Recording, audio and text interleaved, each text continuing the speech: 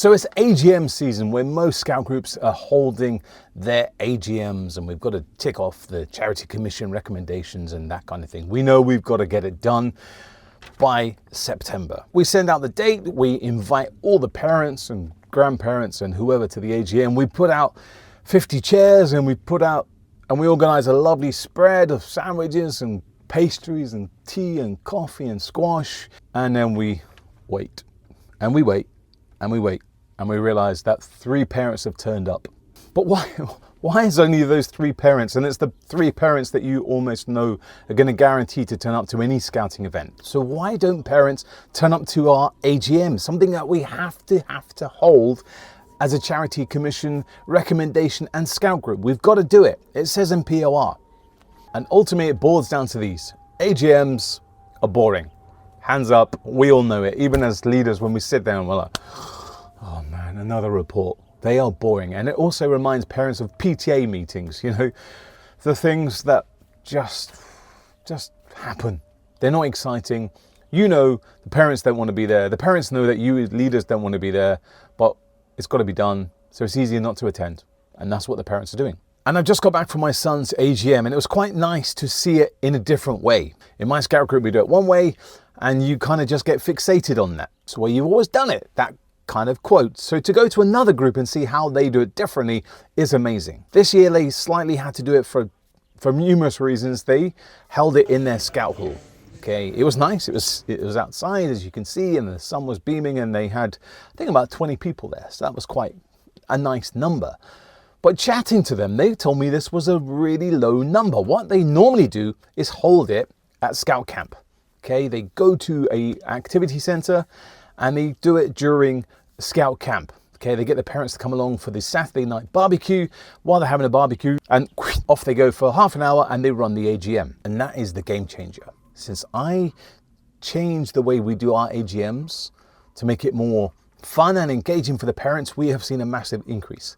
Okay, we don't run ours at family camp. We don't have a family camp. That's another vlog. I don't like family camps. That's irrelevant. How I do mine, we run it as an activity day. We haven't been able to do it the past 2-3 years just because of logistic reasons, but how I would normally do it, we would go to our district campsite, or maybe Packard, which is the county campsite, not that far away either. And we run it as a fun, almost like a scout camp. We get the parents involved. We get them to do tent pitching. We get them to firelight. We get them to do their lunch cooked over a campfire. So almost as if they were a scout themselves. And whilst they were cooking over the campfire at lunchtime, that's when we held the AGM. Just while everything was boiling in these bad boy Dutch ovens, we held our AGM. Now this isn't one that goes on for hours, okay? We have a time limit, and here's the secret. I call it the 120-second challenge for the leaders. We have to hold the AGM. We have to open the books. We have to show the treasury report, the chairman's report, the group scout leaders report, and the section reports. And the bits that parents can just roll their eyes and the leaders roll their eyes, but we've got to get it done. It's a Charity Commission part, POR. It is what it is. We have to do those things. But you're saying, Mark, what is this 120-second challenge? Well, that's exactly the rules. I give the treasurer, the chair, myself, the group scout leader, and the section reports. I give them 120 seconds to deliver their report, okay? If you go over 120 seconds, I'm standing here with a stopwatch. Well, my phone, actually. Who has a stopwatch these days? That's so 80s. So for example, if Arcala runs over 120 seconds, even 121, there is a forfeit. They will have to either run the first campfire song, so they're going to stand up and sing, "Hello, my name is Joe." Try and find the most awkward and embarrassing campfire song that they have to deliver first. Or we get the scouts to think of a forfeit, like they've got to eat the most burnt marshmallow. So there was a reason. You can't get a forfeit. You've got to get your report done in 120 seconds or less. Tick, AGM done. We've filed the reports, we've shown the bank accounts. Most of the parents, they're not really fussed about seeing the fine detail of the bank account, treasury, that kind of thing. But we do offer it as a report. So if there are parents that want to finalize and go through the small print, it's available for them to go and read either at camp or send them on a PDF and they can read it in their own time. And here's another secret. I call it the recruitment stealth mode. Get the leaders to stand back a little bit and get them to watch those parents or those kind of people who have turned off the AGM. Who are the ones that are actively involved? Who are the ones engaging? Who are the ones laughing? Who are the ones, having so much fun doing the firelighting? They're the ones that we're going to go and target. We're going to go and recruit them, okay? Here's what you need to do. You've noticed that parent over there has really enjoyed firelighting. Okay, they might not have been the best or the quickest, but they've really enjoyed it. You can see their smiles. You can see when they've got that fire going, they're beaming. Remember that time that you lit your first fire and you, wow, man, this is amazing. They're the parents we're going to go and target. We're going to go and recruit them. So the parent that got the tent up the quickest, fantastic. The one that had the most fun putting the tent up, brilliant. We're going to go and talk to them. And we're not going to say, hey, fancy signing up as a leader?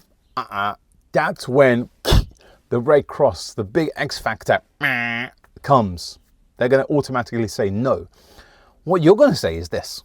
Notice that you seem really natural doing a firelighting and you enjoyed it. Do you fancy coming along to Cubs next week and doing a bit more of that? Maybe there was a parent that really enjoyed the campfire cooking, that got the Dutch ovens and they made a really tasty meal. Go up to them and say, hey, do you fancy running that recipe again with the scouts next week? And this is what we need to do. Instead of kind of labeling and going, right, we want you, because you're free or whatever, find the people that really enjoy it. And instead of kind of just signing them up as a leader, coach them in slowly. And yeah, they've come in and done a bit of Dutch oven cooking. Then the next time, get them to, bake some cakes. Next time, get them, can you take a Dutch oven and make some bread in it? And then they will see that actually they enjoy it. They like it. And the scouts are getting some from it as well. The parent that was doing firelighting, get them back in week after week after week, or maybe month after month. And just a few months down the line, they'll realize how much fun it is to be a leader. Boom. And there you go. Hook, line and sinker. You've got a new volunteer. And just looking back on my time as not just a group lead volunteer, but as a scout leader, and you're so trying to get those volunteers, you're desperate. You really need help week after week. And you'll just go up to someone and just say, fancy volunteering because we need some help. And they're like, whoa, this is too much. They think they've got to be, Bear Grylls and Ray Mears or whoever. They've seen these big scouters that they don't have the experience. And we don't know everything about scouting. I'm rubbish at knots, hands up. But there are things I'm really good at and things I'm not good at. And that's the whole point of being a scout leader. We're not perfect at everything. We dip in and we dip out. So if you can find those parents who are really enjoyable, they love Dutch oven cooking. It reminds them, when they were a kid back in South Africa and, they used to do cooking with their grandma on an open fire. Maybe there's a parent who loves sewing. There's a grandmother who loves painting. You can get them in slowly, and then start recruiting them over a bit of time. Instead of just going in hook, line and sinker, scaring them off, and you've lost them. Wire them in. Think like a fishing line. We're just slowly reeling in that catch, boom, and then we've caught them. That's what we need to do. So if you're struggling with your AGMs, step back, look what we did. When our AGMs were so boring, just get some new ideas. Speak to fellow leaders. How do you make your AGMs more engaging? Go to another AGM. Go and ask your scout group next door to you. Do you mind if I come to your AGM? What do they do differently? How come they've got 50 parents or 50 people turning up to the AGM, but you can't even get 5? What are they doing differently to your group? And it probably is that they're making it more of an engaging AGM rather than sitting down for that 1 hour lecturing with PowerPoints on this report. Make the M this big, but make the actual day this big. An interactive, fun time, and then squeeze in the AGM for half an hour over lunch. Boom, AGM done. You've got lots of recruitment, and there's some future volunteers who don't quite know it, but they're going to be signed up by the end of your activity day. There we are, Scout Leaders. What do you think about that for your next AGM? Maybe you do that. Maybe you know another secret. Comment below. I'd love to know what you do for your AGMs to make the whole of the group turn up. Because, if you've got 20 parents in each section, why are you should be getting at least half of those parents in each section attending your AGM. It's probably because it's boring.